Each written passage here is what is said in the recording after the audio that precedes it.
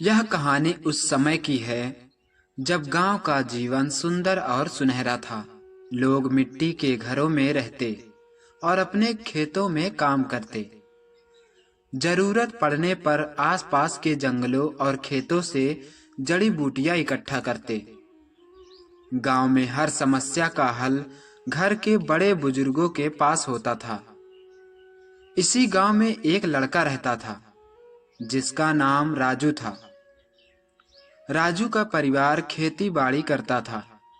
उसकी माँ और दादी घर के कामों में लगी रहती, जबकि राजू के पिता खेतों में हल चलाते थे।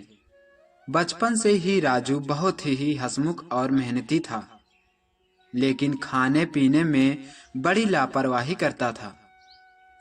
उसे मीठा खाना बहुत पसंद था और वह कभी कभी अपनी दादी की बातों को अनसुना कर देता। राजू अब बड़ा हो चुका था और अपने पिता के साथ खेतों में काम करने लगा, लेकिन उसे अक्सर दांतों में हल्का दर्द महसूस होता। वह इसे नजरअंदाज करता और अपने काम में लगा रहता। एक दिन खेत में काम करते करते उसका दर्द इतना बढ़ गया कि वह कुछ खा पी भी नहीं सका। उसकी माँ चिंतित हो गई और बोली, राजू, ये मीठा खाने की आदत और दांत साफ न करने का नतीजा है। अब देख तुझे क्या भुगतना पड़ रहा है।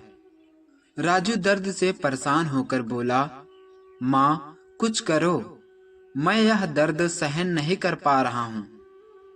उसकी दादी, जो पुराने जमाने की थी, वह आयुर्वेदिक ज्ञान में निपुण थी, बोली, बेटा, ये दर्द यूं ही नहीं आया है।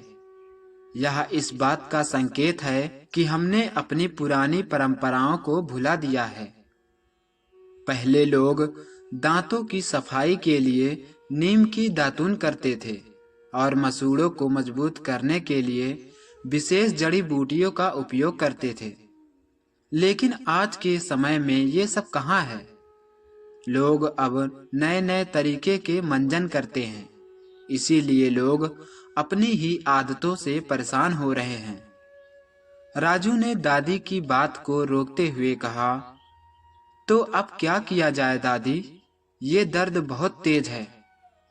दादी ने उसे एक पुराने पोटली से कुछ जड़ी बूटियां निकाली। उन्होंने तुलसी, लौंग और हल्दी को पीसकर एक लेप तैयार किया और कहा, इसे दांत पर लगाओ। साथ ही रोज सुबह खाली पेट नमक और सरसों के तेल से मसूड़ों की मालिश करो। दर्द अपने आप ही धीरे धीरे ठीक हो जाएगा। राजू को दादी की बातें सुनते हुए याद आया कि बचपन में वे लोग नीम की दातून करते थे, लेकिन अब वह टूथपेस्ट और ब्रश पर निर्भर हो गया था। दादी ने उसे बताया, पहले लोग खान पान में भी बहुत संतुलित रहते थे। ज्यादा मीठा खाना, मसालेदार चीजें और समय पर साफ सफाई न करना इन समस्याओं का कारण बनता है। जो आजकल के बच्चे दिन भर कुछ न कुछ खाते पीते रहते हैं और उन्हीं चटपटी चीजों को खाने से दांतों पर असर तो पड़ता है, लेकिन साथ ही इधर उधर की चीजें खाने से बच्चों के शरीर पर भी असर पड़ता है। क्योंकि पुराने जमाने में साधु संत जब गांव में आते थे तो वे लोगों को जड़ी बूटियों का ज्ञान देते थे। आज हम उस ज्ञान को भूल गए हैं। दादी के दिए नुस्खे को राजू ने पूरी लगन से अपनाया। वह रोज सुबह दातून करता, सरसों के तेल और नमक से मसूड़ों की मालिश करता और दादी के बनाए लेप को लगाता। कुछ ही दिनों में उसका दर्द पूरी तरह ठीक हो गया। अब वह अपने दोस्तों और गांव वालों को भी दादी के नुस्खे के बारे में बताने लगा। उसने सभी को यह समझाया कि पुरानी परंपराओं को अपनाने से न सिर्फ हम स्वस्थ रहते हैं, बल्कि इनसे जीवन भी सरल बनता है। राजू ने अपनी आदतें बदल लीं। अब वह अपने खान पान पर ध्यान देता मीठा कम खाता और नियमित रूप से दांतों की सफाई करता। दादी ने खुशी खुशी कहा, बेटा, अब तूने समझ लिया कि हमारे बुजुर्ग जो बातें कहते थे उनका महत्व क्या है। आयुर्वेद और पुरानी परंपराएं हमेशा हमारी मदद करती है, बस उन्हें अपनाने की जरूरत है। दोस्तों, आज की परेशानियां इतनी ही नहीं हैं, बल्कि बहुत ऐसी परेशानियां भी हैं जो बच्चे अपने घर में बताते भी नहीं हैं। इसलिए हमें ध्यान रखना चाहिए कि हम जो खाएंगे वह हमारे शरीर में ही लगेगा, न कि दूसरे के। जैसे अगर आप आम का पेड़ लगाते हैं तो उसमें अमरूद नहीं बल्कि आम ही फल देगा।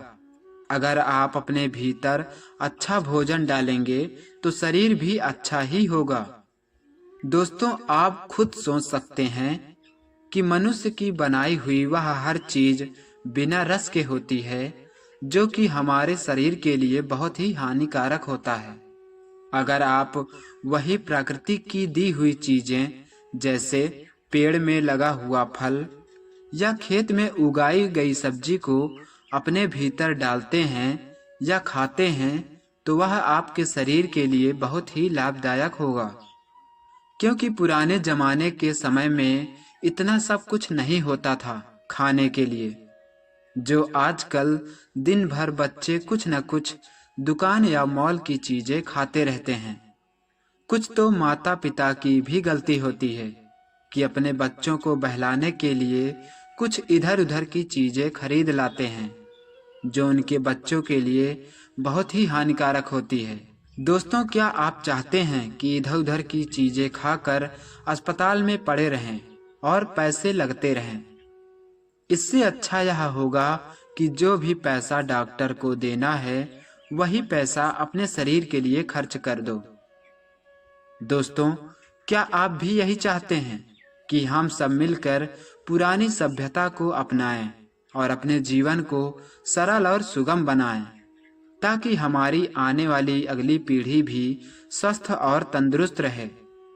दोस्तों, कहानी पसंद आई हो तो हमारे इस चैनल को सब्सक्राइब करें, साथ ही घंटी को जरूर दबाएं, क्योंकि हमारे चैनल पर हर रोज एक नई और दिलचस्प कहानियां पेश की जाती हैं, जो आपके जीवन के लिए बहुत कुछ सिखाता है।